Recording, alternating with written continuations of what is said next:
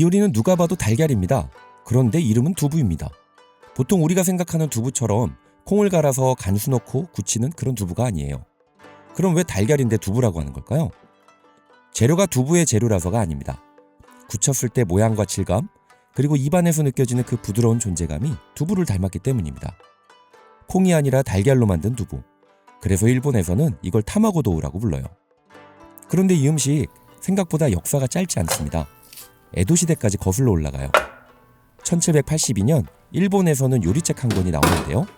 두부백진이라는 책입니다. 말 그대로 두부 요리 100가지를 소개하는 책인데요. 두부가 이렇게까지 된다고? 하면서 사람들은 이 사실에 놀라 관심을 갖게 되고 이 책은 당시에 엄청난 베스트셀러가 됩니다. 그러자 3년 뒤인 1785년 누군가 계산기를 두드리기 시작합니다. 두부로 됐으면 달걀로도 되지 않을까? 빠르게 성장하고 있는 에도 사람들은 트렌드의 진심이었습니다. 그래서 그렇게 등장한 책이 만보 요리 비밀상자입니다. 이 책에 타마고 약진이라는 섹션에서 달걀 요리 103가지를 소개합니다. 그리고 이 책 안에는 타마고 도우에 대한 설명이 기록되어 있죠. 그런데 만드는 과정과 질감이 차은무시와 비슷합니다. 달걀 들어가고 다시 들어가고 간장 들어가고 질감도 부드럽고, 하지만 자세히 들여다보면 성격이 꽤 다릅니다. 차은무시는 찻잔이나 작은 그릇에 달걀을 그대로 담아서 쪄내고 따뜻하게 먹습니다. 반면 타마고 도우는 틀에 넣어서 모양을 잡고 꺼내서 식혀서 차갑게 먹죠. 차은무시는 따뜻한 한 끼가 되는 위로의 음식이라면 타마고 도우는 차갑게 마무리를 해주는 음식입니다. 그리고 이 타마고 도우를 만드는 셰프들에게는 은근한 트라우마가 존재합니다. 바로 스. 온도 조절을 못하거나 조금만 조리 과정에 실수가 있으면 다 만들고 잘랐을 때 단면에 구멍이 송송 보이는 거죠. 매끈해야 할 음식에 미세한 실패 흔적이 남게 되죠. 그래서 스가 생기면 셰프에 따라서는 바로 폐기하기도 합니다. 특히 섬세함을 중시하는 업장일수록 이 단면을 굉장히 예민하게 보게 되죠. 이러한 매끈함은 잘랐을 때 안쪽도 매끈해야 합니다. 구멍 없이 유리판처럼 정리된 단면이 되도록 하는 것이 타마고 도우 요리의 핵심이죠. 그래서 이 음식은 화려하지 않은데 정직합니다. 거품은 잘 냈는지, 채는 제대로 쳤는지, 불 조절과 온도는 잘했는지 조금만 대충 해도 바로 티가 납니다. 타마고 도우는 오로지 질감으로 말하는 음식이라 더 어렵고 그래서 더 고급스럽습니다. 보기엔 단순한데 대충 만들 수 없는 음식이죠. 달걀인데 두부라고 부르는 이유도 막상 한 입 먹으면 이상할 정도로 납득이 됩니다. 달걀인데 두부 같고, 두부인데 크림 같고, 크림인데 국물 같은 느낌?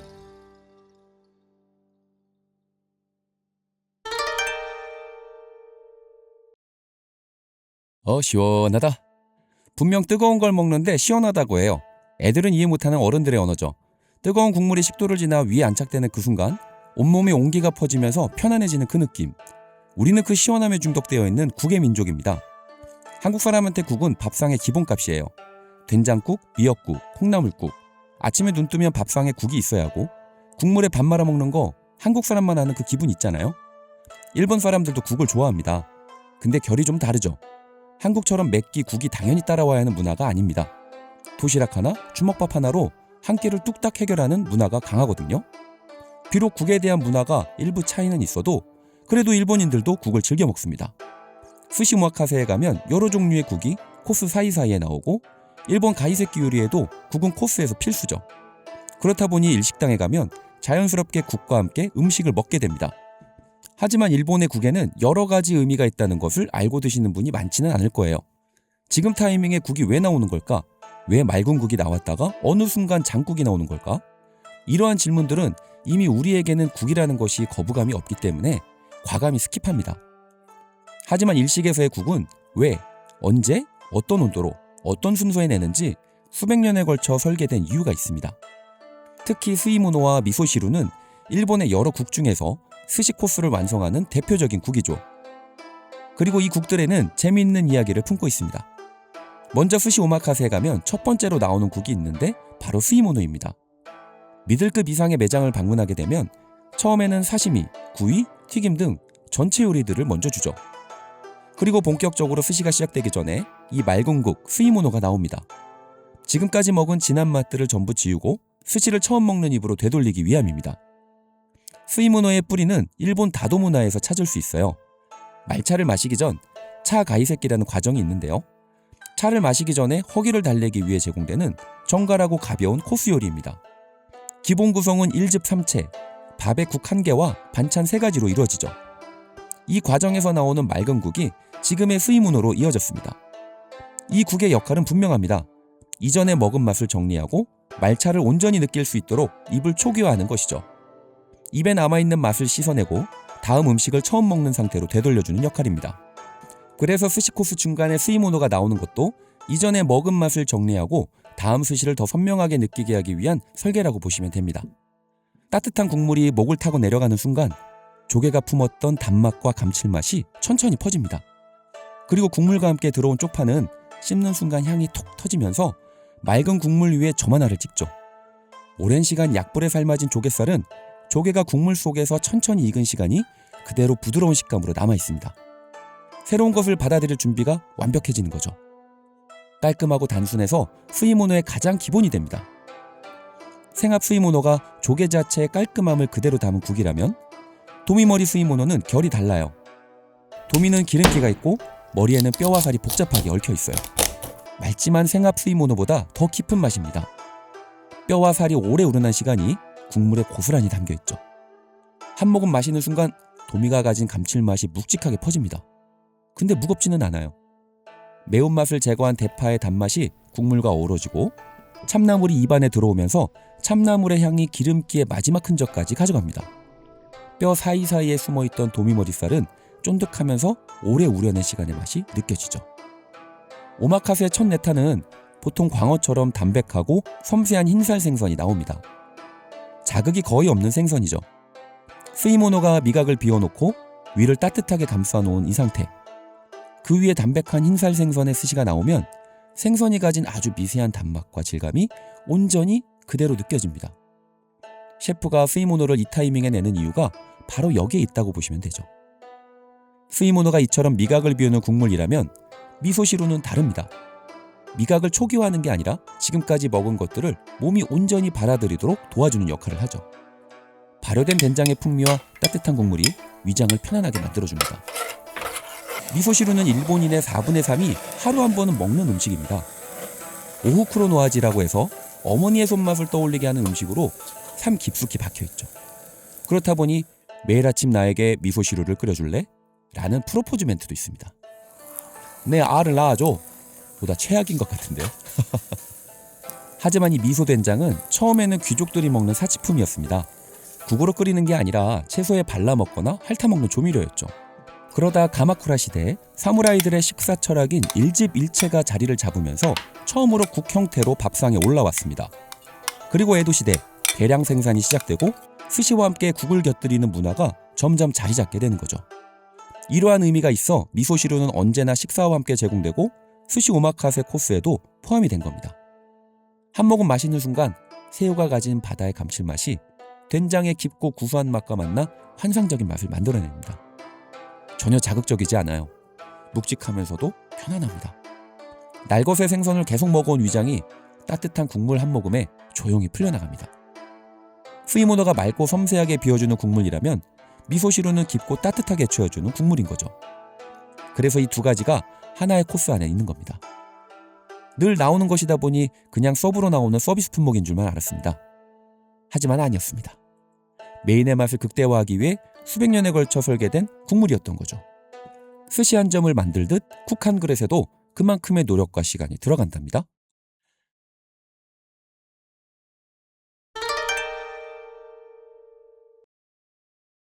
신사숙녀 여러분, 스시 한입 마술쇼에 오신 것을 환영합니다. 오늘 스시맨은 여러분을 위해 마술을 준비했습니다. 도마 위에 버터가 보이시죠? 수리수리 마술이 엿! 분명 버터였는데 생선으로 바뀌었습니다. 갑자기 웬 마술이냐고요? 오늘의 주인공이 마술처럼 반전의 서사를 한가득 갖고 있기 때문입니다. 실제로 이 녀석은 살이 버터처럼 녹아내리고 불이 붙을 정도로 지방이 많아서 버터피쉬라는 별명을 갖고 있죠. 오늘의 주인공 눈치채셨나요? 바로 은대구입니다. 오늘은 은대구가 우리의 식탁에 올라오기까지 어떤 마법 같은 반전의 이야기들이 있었는지 들려드릴게요. 은대구, 이름에는 대구가 들어있지만 우리가 알고 있는 그 대구하고는 아무런 연관이 없습니다. 생물학적으로 완전히 남남이죠. 대구는 대구과, 은대구는 은대구과. 이름만 비슷하지 피 한 방울 안 섞인 다른 집 식구입니다. 은대구는 우리나라에서는 아예 잡히지도 않아요. 알래스카와 같은 차가운 북태평양 심해에 분포합니다. 20세기 초까지만 해도 북태평양 어부들한테 이 생선은 그야말로 골칫거리였습니다. 당시 어부들이 노리던 건 할리벗이라 불리는 2m 넘는 값비싼 광어였죠. 그런데 심해에 낚싯줄을 던지면 잡혀야 할 광어는 안 잡히고 이 녀석이 원치도 않게 계속 올라오는 겁니다. 팔리지도 않는데 잡으면 자리만 차지하고 비싼 광어를 못 싣고 오니 그냥 다시 바다에 던져버렸습니다. 그 양만 수백만 파운드가 됐죠. 하지만 아무도 거들떠보지 않던 이 생선은 누군가에게는 귀한 식재료였습니다. 1868년 하와이 사탕수수 농장으로 건너간 일본 이민자들이 있었는데요. 고향을 등지고 낯선 땅에서 낯선 음식을 먹어야 했던 사람들, 이 이민자들이 싸고 기름진 생선 하나를 발견한 겁니다. 그게 바로 이 은대구였습니다. 한국 사람이 해외에서 고추장과 김치를 찾듯 일본 이민자들은 일본에서 가져온 미소된장을 은대구에 발라서 먹었습니다. 낯선 생선을 고향의 맛으로 길들인 것인데요. 이게 바로 은대구 미소야끼의 시작이 된 거죠. 버려지던 생선이 이민자의 손에서 새 생명을 얻는 마법 같은 일이 발생한 겁니다. 그러자 이번에는 세상도 움직이기 시작했어요. 사실 은대구가 안 팔렸던 이유가 있었는데요. 바로 이름 때문이었습니다. 은대구의 본명은 블랙허드, 한국어로 바꾸면 검은 대구죠. 이름이 대구라고 불리니 대구 식감을 기대하고 샀던 손님이 집에 가서 구웠더니 웬걸요? 기름이 철철 흘러내렸던 겁니다. 분명 대구라고 써 있었지만 대구가 아니었던 거죠. 이게 무슨 대구야 하고 환불하고 나가고, 반대로 기름지고 풍부한 생선을 찾는 사람은 대구라는 이름만 보고 퍽퍽하겠다 싶어 처음부터 쳐다도 안 보는 상황들의 연속이었습니다. 벌어지는 자원을 어떻게든 상업화하여 이윤을 만들어야 했던 절실한 상황에서 결국 1916년 미국 수산국이 은대구 이름을 변경합니다. 블랙호드에서 세이블피쉬로 말이죠.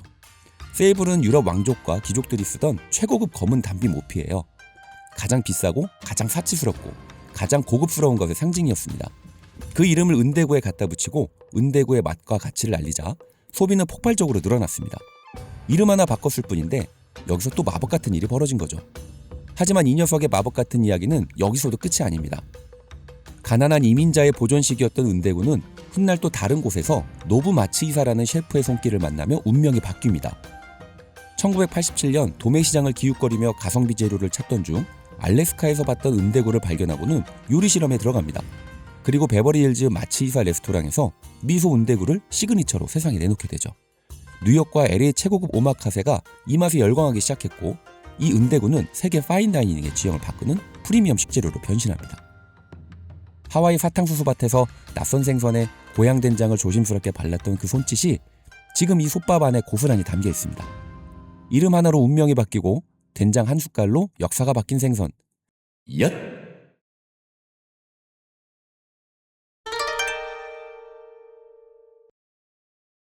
저는 가나면 떠오르는 것이 몇 가지 있습니다. 칸 때문이야, 칸 때문이야. CM송을 부른 축구선수 차두리가 있어요. 또 하나는 트러플, 캐비어와 함께 세계 3대 미식 재료로 꼽히는 거위의 간, 푸아그라가 있죠. 그리고 바다의 푸아그라로 불리우는 안키모, 아귀 간이 있습니다. 지금 보고 계시는 것이 바로 아귀간 안키모입니다. 마치 여행용 목베개처럼 생긴 것이 귀엽게 느껴집니다. 하지만 지금의 크기는 매우 작은 것이에요. 산란기 전인 12월에서 2월 사이의 아귀간은 이것보다 훨씬 크고, 대형 아귀간 같은 경우에는 성인이 두 손으로 들여야 할 정도죠.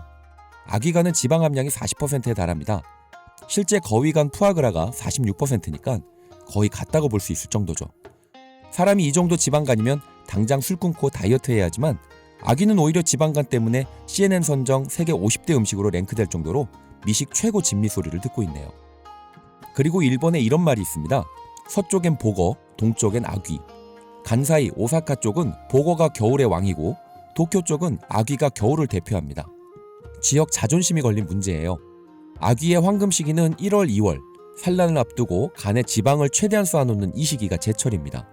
그래서 에도 시대 사람들은 이 시기를 기다렸어요. 첫 아귀가 식탁에 오르는 걸 계절의 의식처럼 여겼기 때문입니다. 그런데 아귀는 해체 자체가 문제예요. 덩치가 크고 몸이 점액으로 덮여 있어서 미끄럽거든요.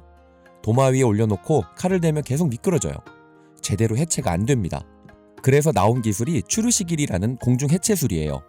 얼마 전 넷플릭스에서 방영된 흑백요리사 시즌2에서 정호영 셰프가 보여줬던 방식입니다. 아귀 아래턱에 갈고리를 걸어서 위에 매달고 껍질을 벗기고 내장을 분리해내요. 지금도 이바라키 겨울 축제에 가면 볼 수 있는 장면입니다. 그런데 이 아기간이 스시 카운트에 오르게 된 건 생각보다 그리 오래된 일이 아니에요. 1941년이 되어서야 가능해졌습니다. 도쿄 긴자의 스시야 큐베이에서 군함말이라는 형식이 처음 만들어졌는데요. 부드러운 재료를 밥 위에 올리고 김으로 둘러싸는 방식이었습니다. 그 전까지는 안키모처럼 형태가 무른 것을 스시 형태로 만들 방법이 없었어요. 그리고 현대 오마카세에서 안키모가 상징적인 자리를 차지하게 된 건 1989년입니다. 전설적인 스시장인 나카자와 케이지가 도쿄 요치야에 스시쇼라는 식당을 열면서 스시와 안주 요리를 번갈아내는 현대적인 오마카세 형식을 정립했어요.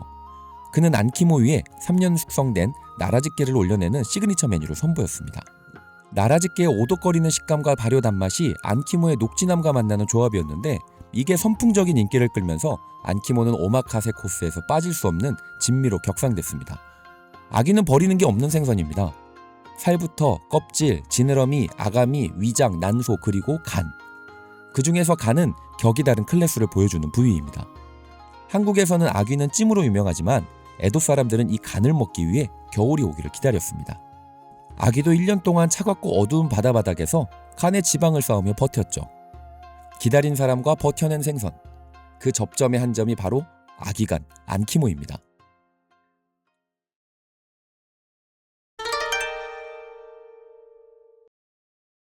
봄햇살이 따뜻한 가정의 달 5월, 소풍을 가기 위해서 김밥을 말고 있습니다. 그런데 우리가 흔히 먹는 김밥 재료가 아닙니다. 슈토로의 새우튀김까지? 재벌집 막내 아들이 먹는 김밥인가요? 그리고 김밥이 뭐 이렇게 크죠? 막내 아들이 최영만인 건가요? 아닙니다. 이것은 김밥과 비슷한 모습이지만 우리가 김밥집에서 먹는 김밥이 아닙니다. 정확한 명칭은 후토마키예요. 일본 정통 음식이죠. 후토는 두껍다, 마키는 말다라는 뜻으로 직역하면 두껍게 만 것입니다. 설명 자체는 단순하고 그냥 큰 김밥으로만 인식되는 음식이지만 후토마키가 품고 있는 이야기는 생각보다 재미있는 이야기가 많습니다. 그럼 후토마키 이야기 시작해볼까요? 그 전에 좋아요, 구독, 하이프까지 부탁드립니다. 후토마키의 시작은 에도 말기 오사카에서 출발합니다. 이곳은 일본 상업의 절대적인 중심지였어요. 돈이 모이고 사람이 모이고 욕망이 모이는 곳입니다. 그리고 이러한 곳에는 늘 유흥가가 함께하죠. 지금은 후토마키가 바로 이 오사카 유흥가에서 시작됐습니다. 당시 경제적으로 크게 성공한 오사카 상인들은 사업이 잘 된 해의 연말 또는 새해, 그리고 계절이 바뀌는 절기에 맞춰 대규모 연회를 열었는데요. 이걸 다이지 나소비라고 합니다. 큰손들의 호화로운 유흥이라는 뜻이죠. 그 자리에서는 상업의 번창, 무병장수, 간의 평안을 기원하면서 속재료를 가득 채운 두꺼운 롤스시를 나눠 먹었습니다. 특별한 이름도 없었어요. 하지만 먹을 때는 반드시 지켜야 하는 규칙이 있었습니다. 바로 자르면 안 된다는 규칙이었죠. 칼로 자르는 행위가 인연을 끊는다, 복을 자른다 라는 부정적인 의미로 해석됐기 때문입니다. 그래서 온전한 형태 그대로 입을 크게 벌려 한 입에 밀어넣는 거예요. 쉽지는 않지만 이게 규칙이니 따라야 했습니다. 그리고 이러한 의식은 세츠분이라는 일본의 전통 명절과 결합하면서 에호마키 풍습으로 이어집니다. 일본 명절 세츠분은 계절이 바뀌는 시점, 특히 입춘 전날을 기념하는 전통 행사입니다. 원래는 입춘, 입하, 입추, 입동 모두를 가리켰으나 현재는 한 해의 시작인 봄을 맞이하는 입춘 전날을 가장 중요하게 여기죠. 계절의 경계가 허물어지는 시기라 악귀가 출몰하기 쉽다고 믿어서 콩을 뿌리며 귀신은 밖으로 복은 안으로를 외치는 날입니다. 이것이 마메마키 풍습이에요. 그리고 난 뒤에 굵은 김밥을 통째로 베어 먹는 에호마키 풍습을 행하는데요. 에호는 그의 복덕을 관장하는 길한 방향을 뜻합니다. 음향오행설에 따르면 이 에호는 매년 바뀌는데요. 올해 2026년은 남남동쪽입니다. 그래서 그 방향을 향해 선 다음 아무 말도 하지 않고 끝까지 이 후토마키를 다 먹는 거예요. 말하면 입 밖으로 복이 새어나간다는 이유로 침묵 속에서 통째로 길한 방향을 보면서 먹는 겁니다. 꽤나 진지한 의식이었어요. 하지만 이는 어디까지나 오사카 중심으로 한 간사이 지방의 국지적인 풍습이었는데요. 세월이 지난 지금은 일본 전 국민이 행하는 풍습이 됐습니다. 이렇게 되기까지에는 우리가 아는 그 편의점 세븐일레븐의 역할이 매우 컸는데요. 1989년 히로시마의 세븐일레븐 일부 점포에서 에호마키라는 이름으로 처음 후토마키 판매를 시작하고 1995년 서일본으로 확대를 한 뒤에 1998년 전국 동시 출시를 기점으로 이러한 풍습은 전 국민적으로 퍼지기 시작합니다. 빼빼로데이가 만들어진 것과 비슷한 것이라고 보면 될 것 같네요. 편의점 하나가 이걸 일본의 국민 전통으로 만들어버린 거죠. 그래서 현대 사회학자들은 이 애호막기 풍습을 자본이 전통의 옷을 입고 대중문화 속으로 스며든 가장 완벽한 현대적 사례라고 말한다고 합니다. 수백 년 된 전통인 척하지만 사실은 현대시대의 편의점이 만든 전통인 거죠. 현재 후토마키에 들어가는 재료는 셰프들의 스타일에 따라 자신만의 방식으로 변형해서 만들지만 원래 후토마키에는 정해진 7가지 재료가 있습니다. 일본에는 칠복신이라는 7복을 관장하는 신이 있는데요. 바로 이 신을 상징하는 재료들입니다. 계란말이, 박꼬지, 장어, 오이, 표고버섯, 새우, 그리고 사쿠라덴부, 이렇게 7가지죠. 참고로 우리가 자주 먹는 일본 맥주 보면 이렇게 스시 좋아하게 생긴 아저씨 보신 적 있으시죠? 이 캐릭터도 바로 칠복신 중 하나인 에비스 신입니다. 먼저 칠복신의 첫 번째 재료, 칸표라고 불리는 박꼬지입니다. 박의 속살을 아주 얇게 깎아서 길게 이어지는 형태로 말린 건데요. 길고 끊어지지 않다 보니 좋은 인연이 영원히 이어지고 건강하게 오래 산다는 상징입니다. 그런데 이 자체로는 맛도 향도 거의 없어요. 그냥 건조된 식물 섬유에 불과합니다. 하지만 이걸 제대로 손질하고 소스에 볶아내면 완전히 다른 재료가 되죠. 두 번째 재료는 표고버섯이에요. 표고버섯이 품은 복덕은 건강과 애군 방지입니다. 표고버섯을 보시면 삭간 모양이 보이시죠? 옛날 무사들이 쓰던 투구랑 방패를 닮았다고 해서 건강을 지키고 외부의 애군을 막아낸다는 상징이 됐습니다. 세 번째 재료는 새우입니다. 새우가 담고 있는 복덕은 불로장생과 건강한 노년이에요. 새우를 보면 등이 굽고 수염이 길잖아요. 딱 노인의 모습이거든요. 그래서 새우를 먹으면 저 노인처럼 오래 산다는 의미입니다. 억지 같지만 오래된 믿음이에요.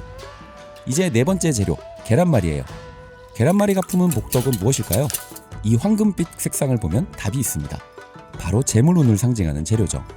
통통하고 풍성한 형태가 간의 평안과 풍요로움의 의미도 담고 있습니다. 보통은 후토마키에는 수분이 없는 카스테라 같은 교꿀을 넣습니다. 다섯 번째 재료는 오이입니다. 오이가 품은 복덕은 9가지 이로움이에요. 오이랑 9가지 이로움이 무슨 상관이 있을까요? 이것도 좀 억지스럽지만 의미는 이렇습니다. 오이의 일본어 발음이 큐리거든요. 여기서 큐가 숫자 9큐와 발음이 같습니다. 그래서 9가지 이로움을 가져온다는 언어 유희적 상징이에요. 아주 오래된 말장난인 거죠. 다음은 6번째 재료인 주토로입니다. 원래 이 자리는 주토로가 아니라 장어 자리예요. 출세와 신분 상승의 복덕이라는 의미를 부여한 재료거든요. 그런데 오늘은 그 자리에 주토로가 대신 들어갑니다. 그 이유는 제 마음입니다. 이렇게 먹는 게 더 맛있거든요. 사실 박고주와 버섯이 같은 계열의 간장 소스이다 보니 장어보다는 주토로로 대신하는 것이 좀 더 밸런스가 맞을 것 같았습니다. 이제 마지막 7번째 재료예요. 원래 이 자리는 사쿠라덴부라는 재료가 들어가야 하는데요. 흰살 생선을 분홍빛으로 물들인 어육가루입니다. 색이 만개한 벚꽃을 닮았다고 해서 사쿠라덴부인데요. 삶의 축제와 기쁨을 상징하는 재료입니다. 그런데 영상 처음에 편의점에서 탄생한 후토마키가 어떻게 오마카세 피날레를 장식하게 된 건지에 대한 질문이 있었던 거 생각나시나요? 그에 대한 답은 이렇습니다. 오마카세 코스가 진행되는 동안 셰프는 최고급 재료로 스시를 하나하나 만듭니다. 그 과정에서 부득이하게 자투리가 생기게 마련이죠. 모양을 맞추려면 끝단을 잘라야 합니다. 참치 끄트머리, 계란말이 끝단, 부서진 새우 등등. 단독으로 코스에 내놓기 어려운 형태의 재료들입니다. 그런데 이게 그날 쓴 최고급 식재료의 그 자체인 거예요. 셰프가 코스 마지막에 이것들을 전부 모아서 거대한 김과 밥 위에 올리는 거죠. 버려질 뻔한 것들이 한 장의 김 안에서 가장 완벽한 또 하나의 한 입이 되는 겁니다. 박꼬지의 고독함, 표고의 깊은 감칠맛, 새우의 탱글한 식감, 계란의 부드럽고 달콤한 풍미, 오이의 아삭한 청량감, 그리고 주토로의 기름지고 묵직한 단맛. 이게 한 입에 전부 들어오는 거예요. 그럼 스시 한 입 맛있게 드십시오.